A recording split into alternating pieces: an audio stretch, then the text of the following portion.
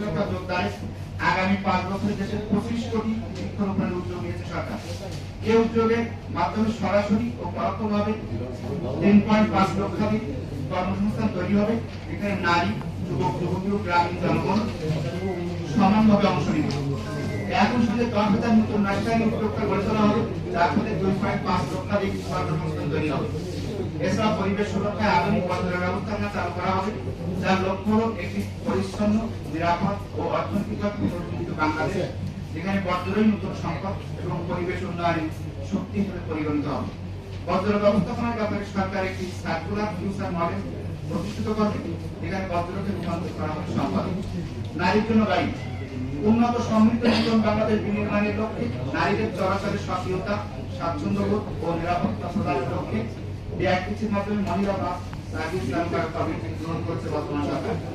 এই কর্মসূচির আওতায় ঢাকায় পরিবেশ বান্ধব ইলেকট্রিক বাস এবং নারীদের জন্য নিরাপদ বিশেষায়িত বাস সার্ভিস চালু করা হবে, যা রাজধানী গণপরিবহন ব্যবস্থায় দৃশ্যমান বক্তব্য যেখানে চালক সহ সকল কিছু নিয়ন্ত্রণের দায়িত্ব পালন করবেন নারীরা। কৃষকরা ও কৃষি নৌকো কৃষক বাঁচতে দেশ বাঁচবে, গর্ব সুফল বাংলাদেশ। কৃষকদের মাধ্যমে ভূমিহীন ও প্রান্তিক কৃষকরা ভর্তুকি, সহজলভ্য বীজ ও সার সহ 10 ধরনের বিশেষ সুবিধা পাবেন। মাননীয় প্রধানমন্ত্রী তারেক রহমান 14/2026 তারিখ টাঙ্গাইলের শহীদ মারুফ স্টেডিয়ামে বর্তমান পর্যায়ে কৃষক কার্ডের এই সুবিধা শুভ উদ্বোধন করেন। এই কার্ডের মাধ্যমে কৃষকরা বছরে 2,500 টাকা নগদ সুবিধা পাবেন।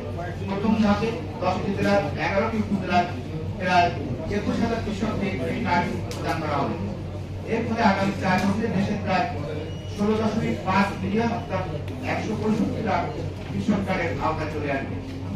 বর্তমান সরকার নির্বাচন ইশতেহার সম্পর্কে জনগণকে অবহিত করার লক্ষ্যে জেলা তথ্য অফিস সাতক্ষীরা সড়ক প্রচার অথবা মাইকিং, চলচ্চিত্র প্রদর্শন, উঠান বৈঠক, নারী সমাবেশ, আলোচনা সভা, ফ্যামিলি সমাবেশ, কৃষক সমাবেশ, পোস্টার স্থাপন, বিতরণ ও অনলাইন প্রচার সহ বিভিন্ন কার্যক্রম অব্যাহত রেখেছে।